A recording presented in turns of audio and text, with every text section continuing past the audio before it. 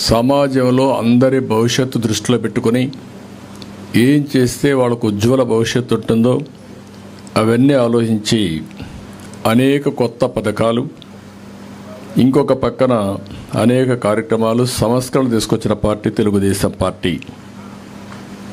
అందులో మహిళలకి తోబుట్టుల అనేక కార్యక్రమాలు చేపట్టి వాళ్ళ భవిష్యత్తు బంగారు భవిష్యత్తు చేసిన పార్టీ తెలుగుదేశం పార్టీ.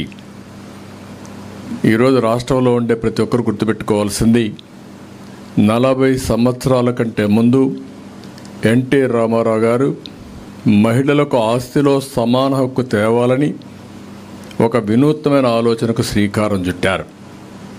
అదే సమయంలో రాజగుడులకు ప్రాధాన్యత రావాలి, ఈరోజు రాజకీయాలన్నీ మహిళలకు కూడా సముచితమైన స్థానం ఇవ్వాలనే ఉద్దేశంతో స్థానిక సమస్యల్లో ప్రారంభమైనటువంటి రిజర్వేషన్లు ఈరోజు దేశమంతా కూడా ఆమోదయోగ్యమైనాయి. ఇప్పటికే 50% రిజర్వేషన్లు స్థానిక సంస్థల్లో వచ్చాయంటే అది ఎన్టీ రామారావు గారు ఆ రోజు చూపించిన చొరవ.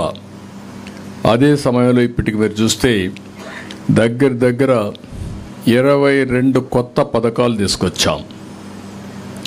ఒకప్పుడు మీరు చూస్తే ఎడ్యుకేషన్కే ప్రాధాన్యత లేని పరిస్థితి నుంచి ప్రతి 1 కిలోమీటర్కి ఎలిమెంటరీ స్కూల్, 3 కిలోమీటర్లకు అప్పర్ ప్రైమరీ స్కూల్, 5 కిలోమీటర్ల హై స్కూల్, మండలానికి ఒక జూనియర్ కాలేజ్, రెవెన్యూ డివిజన్కి ఒక ఇంజనీరింగ్ కాలేజ్, ఒక జిల్లాకు ఒక మెడికల్ కాలేజ్ సమైక్య ఆంధ్రప్రదేశ్లో పెట్టిన పార్టీ తెలుగుదేశం పార్టీ.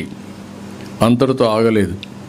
ఉద్యోగాల్లో కాలేజ్ సీట్లలో రిజర్వేషన్లు తీసుకొచ్చాం.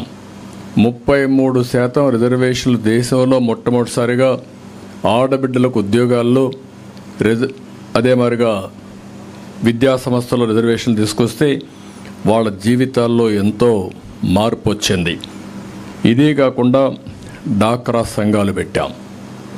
డాక్రా సంఘాలు పెట్టి చదువుకోని మహిళల్ని ఎక్కడికక్కడ చైతన్యం తీసుకొచ్చి నాయకత్వ లక్షణాలు పెంచి పొదుపు ఉద్యమం చేసి రివాల్వింగ్ ఫండ్ ఇచ్చి వాళ్ళని ఒక శక్తివంతమైన ఆర్గనైజేషన్గా తయారు చేశాం. ఈరోజు మీరు చూసి దేశంలో ఎక్కడా లేవు. ఏ ఊరికి పోయినా ఏవైతే డాక్రా సంఘాలు ఉన్నాయో, సెల్ఫ్ హెల్ప్ గ్రూపులు ఉన్నాయో ఇవి ప్రపంచానికే ఆదర్శమైనాయి. భారతదేశం మొత్తం వీళ్ళు వెళ్ళి అక్కడుండే మహిళల్ని మోటివేట్ చేసే పరిస్థితికి వచ్చారు. ఇంట్లో ఏదైనా అవసరాలుంటే ఆర్థిక స్వావలంబనతో వాళ్ళ కుటుంబాన్ని ఆదుకునే పరిస్థితి తీసుకురావడం జరిగింది. ఈరోజు మళ్ళీ ఒక వినూత్నమైన కార్యక్రమం మహాశక్తికి శ్రీకారం చుట్టాం ఎలక్షన్ మేనిఫెస్టోలో.